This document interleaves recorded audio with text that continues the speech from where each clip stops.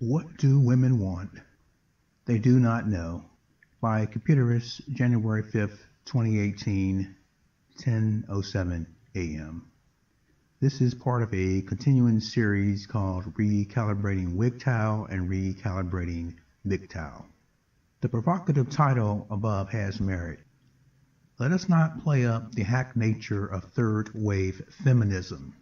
Third-wave feminists, these missionaries who have not read their own religious texts and sent out to bring people to that religion's understanding, neither do they know what women wanted in the past, nor do they know what women want in the present.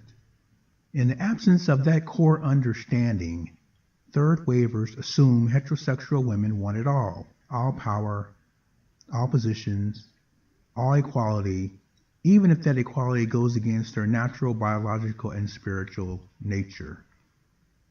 First wave and second wave feminism had merit, that is to say, legitimate complaints and problems to address. They pressed hard, won battles, but made one tiny little mistake, one that threatens to unravel all of the feminist movement. On the other hand, third wavers, dominated by non-heterosexual women, overreached, wanted the furious and the disastrous for both women and men. If heterosexual women knew what they wanted, then they would have stopped lesbian, trans, and their unnatural ilk. Intersectionality as a strategy made feminism the gateway drug to society, and for all unnatural, I feel this way self-conceptions, trans, lesbians, gays, pansexuals, pedophiles, pedestrian bestiality, and their ilk movements from here to eternity. Feminist second wavers knew the minor fault, the untenable future of letting in the purple menace into the feminist movement in the 70s. Those 70s feminists knew things might evolve differently today with the lesbian inclusion. They just did not know how destructive the lesbian inclusion would become. If feminists kept the purple menace out, feminism, instead of coming close to winning the ERA, feminism might have won. But at the last second, second wave feminists slipped up and let lesbians inside the movement. Those lesbians unofficially crept inside the feminist movement anyway. Lesbians join female movements easily, given they come with the packaging of a female body and female emotional accessories, dressing, hairstyling, clothes like normal heterosexual women, and by keeping their lesbian sexual tendencies hidden or closely in check, they pass by the feminist gatekeepers. 1. Lesbians cannot know what heterosexual women want because lesbians want women sexually as their final goal.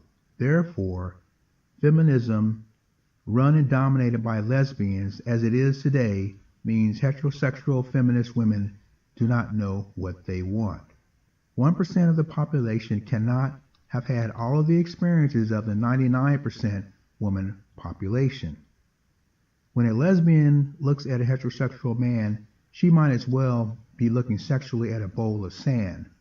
When lesbians dress for herself or her lesbian partner, she does not always appeal to a heterosexual man. With their wild haircuts, shaved half a head, men do not find lesbians attractive.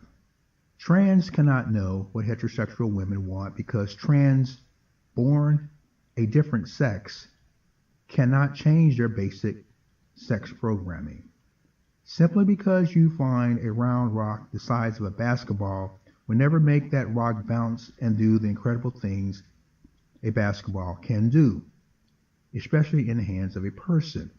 A gay man does not know what a heterosexual man wants sexually from a woman. Better for women to have said consciously they represent women going their own way, WGTOW, until things adjusted or recalibrated, which is what heterosexual women ultimately want, adjustment or recalibration of the female and male job opportunities. Feminism's 100-year movement, WGTOW, concluded with the second wave feminist ideas. But then they made the substantial minor fault that bred the unnatural statement, a woman needs a man like a fish needs a bicycle. Only a lesbian could have conceived of that and say that is their motto. Women want men. Women want children. Women want financial protection. In deconstructing this lesbian feminist metaphor, bicycles are a symbol of the sneaky service and are used to follow people around. In 1984, the Anti-Sex League wanted men and women to fight against one another and not get along together. If heterosexual women and heterosexual men keep fighting against one another, eventually the population will drop, but before that, both sexes will come under increasing thought police government control, one group policing the other, as we see flourishing in the hysteria MeToo movement, where men are accused, tried, and executed, fired by one woman. A man said Merry Christmas to me, so I accused him of rape and got him fired from his job. A slap on the ass is the same as rape. Teasing a woman or catcalling her on the street is the same as rape or assault. A man I was not attracted to said hello to me, so I accused him of rape. This man looked at me. He was unattractive, so I accused him of rape. We women want men to be a man, to approach us women. But if he makes the slightest mistake and says the wrong romantic thing or compliment, I should be able to accuse him of rape. All these things have been said by women. Heterosexual feminist women find these statements below also acceptable as well. If innocent men get accused falsely of rape, fine. There should be no such thing as innocent until proven guilty. Kill all men. I believe in the religious, philosophical, mystical belief called Abyssarianism. In this belief, there is a saying, truth depends on truth, lies depend on truth, and lies depend on lies. In most of these feminist debates, both women and men argue from the second tenet of the Abyssarian model. Lies depend on truth. Their current truth, because things have changed, is asserted without reconnecting it to the past truth. Heterosexual men do this. Or their past truth is asserted without reconnecting it to the current truth. Because things have changed, heterosexual women do this. Therefore, no true recalibration occurs. I call this hyperbolic past and hyperbolic present arguments. Men assert their past patriarchy did not ever exist, hyperbolic past, and women assert their present matriarchy has never arrived, hyperbolic present. Men say patriarchy never happened. Women say matriarchy is not happening. The media denigrates women and still does so a little. Now for a little bit of recalibration. Hold on, women. Historically, and one sees the abuses and tyrannical control of the female in the media magazines of the past 40s, 50s, and 60s, particularly the ads. Inasmuch as media paints men as fools, children as lazy, good-for-nothing beings today, from 5 years ago going back to the beginning of media, women were painted as fools, children, lay around good-for-nothing beings unless a man controlled them. These phenomenons, heterosexual women called the patriarchy, and it was. Today, the media denigrates men, a change women probably enjoy. However, the point is, men will talk about the media as if it has always denigrated men. The past for these men spans about 5 or 10 years. Hyperbolic past is the lie depending on the truth. If men want to say 100 years they have had to pay alimony, that would be right. The truth depending on the truth. If men wanted to say women have their own jobs now, so why must a man be paying for all the child care alimony needs? Women pay your half. The men would be right. If the woman has 3 children and cannot get a job because she is rearing the children, then the man pays her alimony. Or they could explore joint custody with her getting a job. Judge each case not on the traditional rules, but on what is current, based on the changes and recalibration that has happened in today's society. Whatever a woman does not know she wants, through self-awareness or other awareness, she must come to terms with. She must grapple honestly with her true needs and wants, then take responsibility for achieving those wants and needs. This last part is the most important. Women must begin to take responsibility for their actions and stop making as if everyone else is at fault. Women feminists let lesbians into feminism. Women feminists can hasten to fix it or let feminism die with the second wave. Cut the intersectionality cold. Heterosexual feminists for heterosexual feminists must become the new motto. And since there is much equality in the workforce, it seems best to end feminism as a job well done. What do women want? 1. Women do not know that they often write articles, women's articles, debates, starting off by saying that they want to talk about what men want and how it is wrong, and then women go on to say what women want is the focus of their article or debate. 2. Women do not know that they are not perfect. I'll repeat that.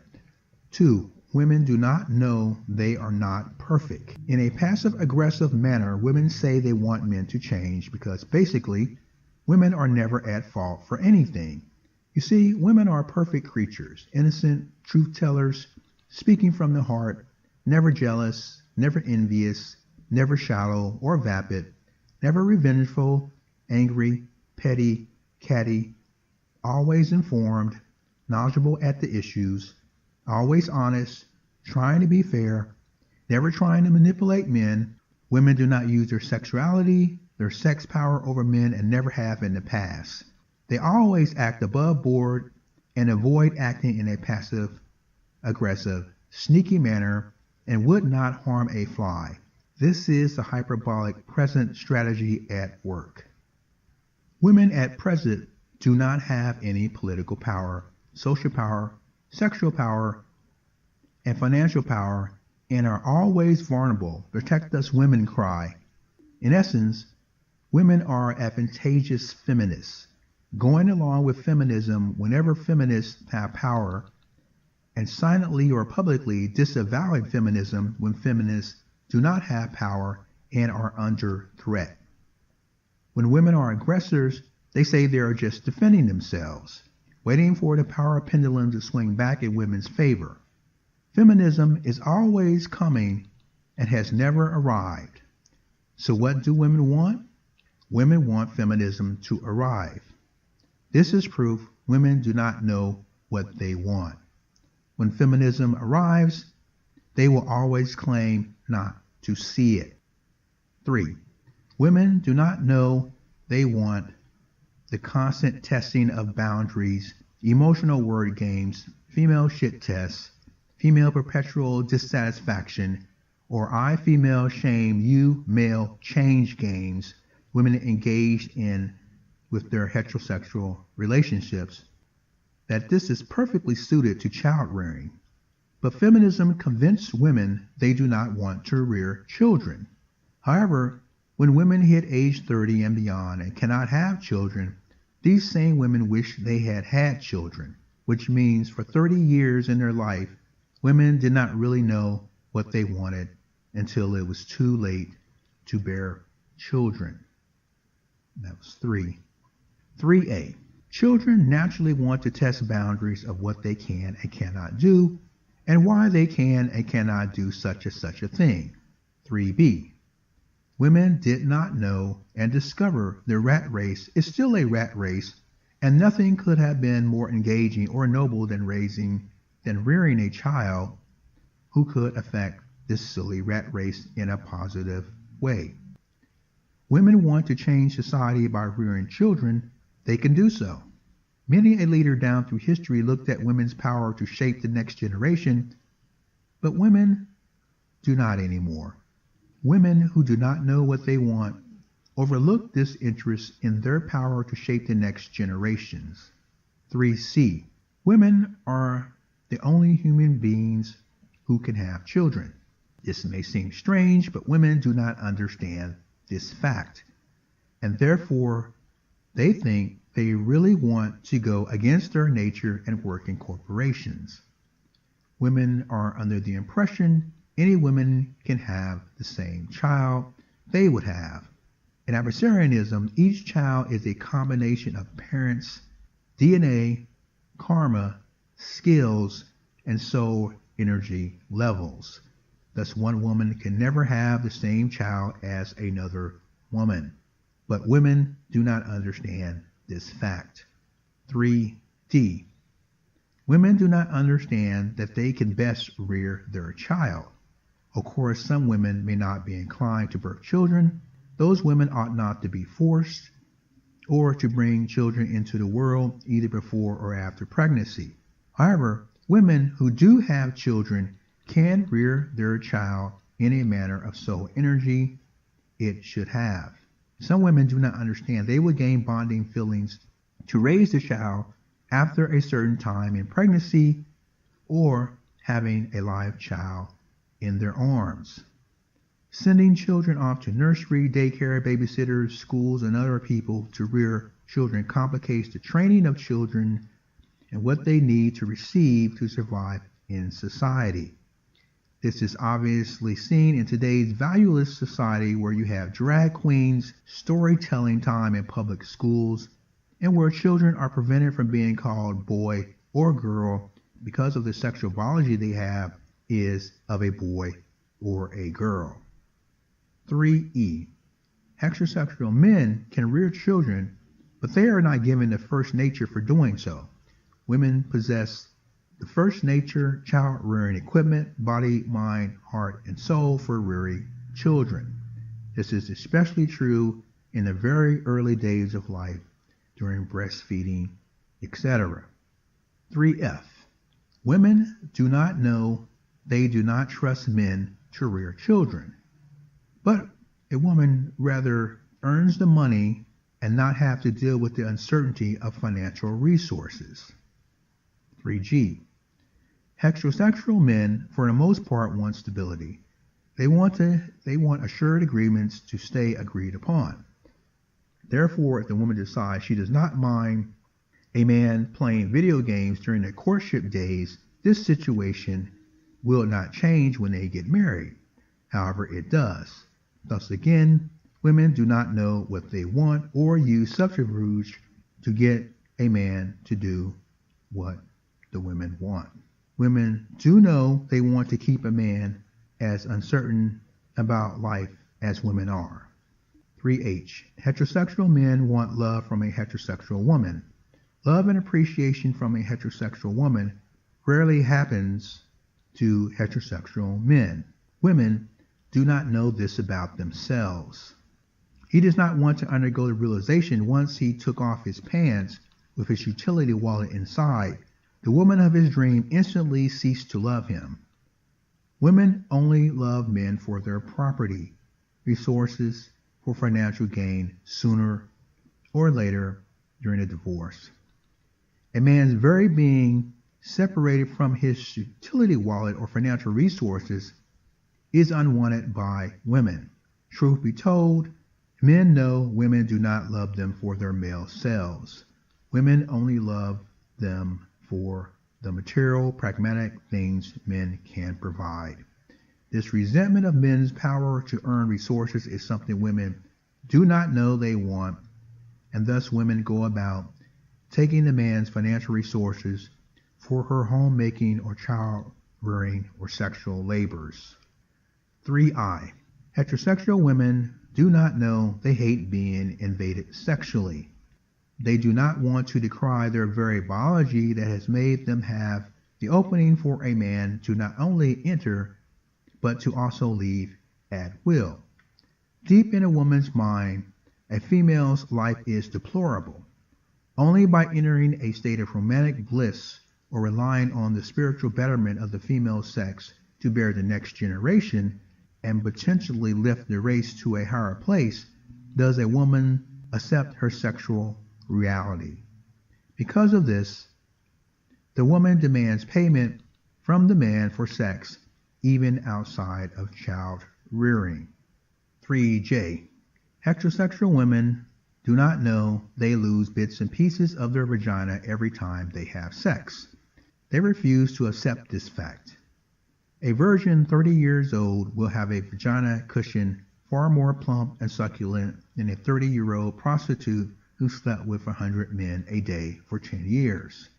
The latter's vagina will be more like a barrel without any cushion. Unfair as it is the reality. A woman is better off sleeping with only her husband, and in this way she and he can be responsible for her barrel vagina in the later stages of the woman's sexual life. 3K. Heterosexual women do not know that when they play their emotional shit test games on men and win, it is they, the women, who will be dissatisfied with their husband or boyfriend. The victory women win emotionally is perpetually hollow, because once women achieve the victory, they must thereby hypergamy leap to another man to find a worthy opponent. It's very much like a chess player who beats everyone in her school, who goes to another school, another county, another state, another country, until no one is left to beat in chess, and then she declares that there are no good men chess players in the world to play against. If her husband wins the first shit test, there will be another useless shit test, and another until her husband, rightfully so, simply leaves her for a mature woman not into playing middle school emotional games with a grown, mature man.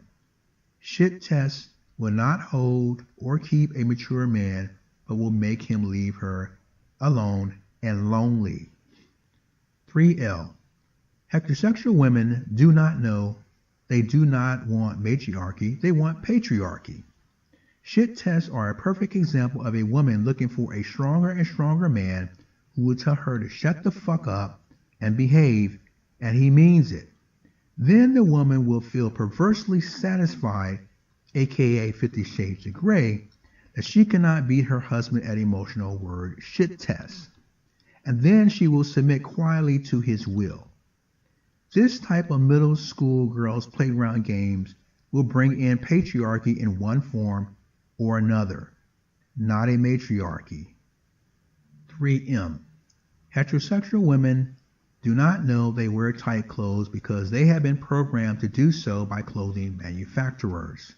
Heterosexual women tell themselves they wear tight clothes to compete against women, but it is in reality to attract a man without their knowledge, so that the women can play at not being responsible and have a plausible deniability for wearing tight clothes. 3N. Heterosexual women do not know that a man is many times interested in a woman of culture or knowledge or smarts in addition to their vagina. Furthermore, too many women bring only vagina to the table of romance and dating and think it satisfies.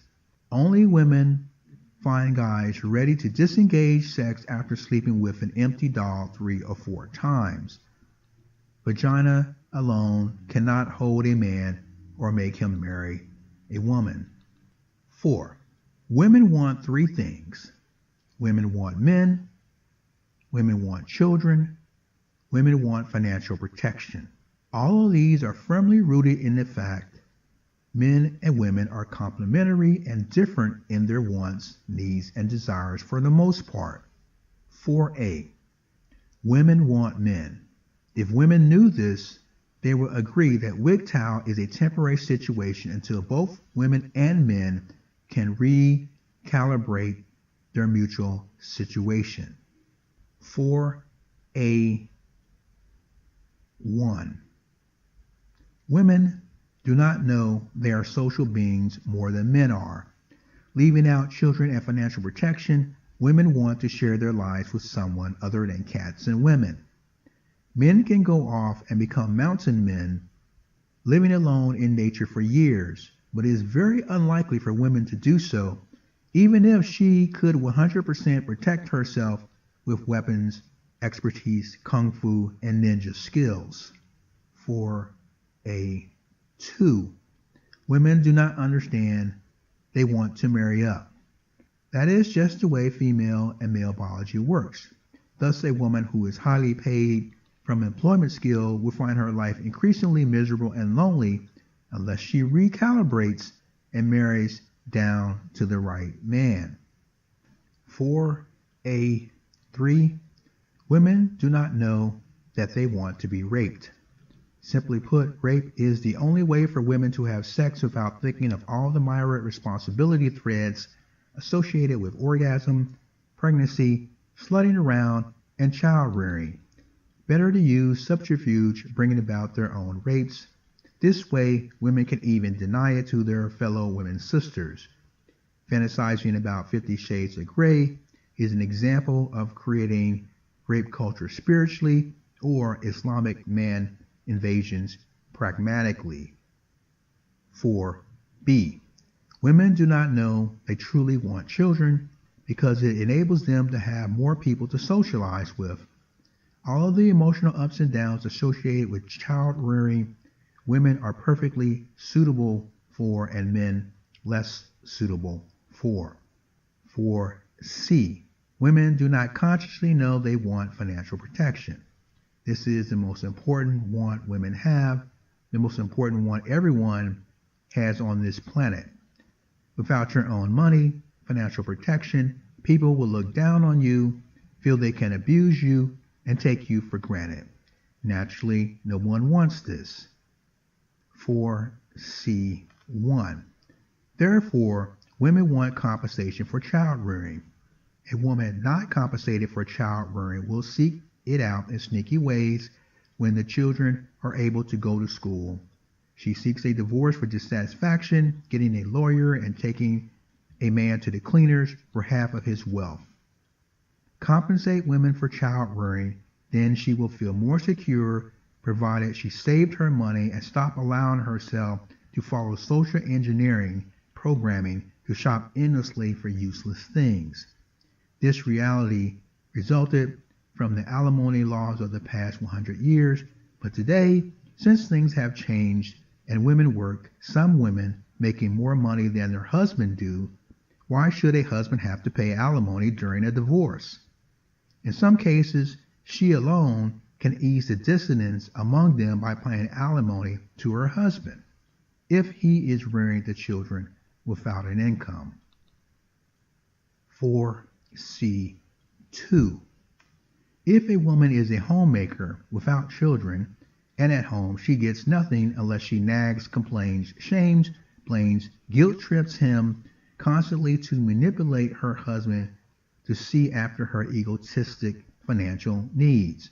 The man has received his paycheck and can take care of his egotistic needs before giving his wife any money at all. 4C3.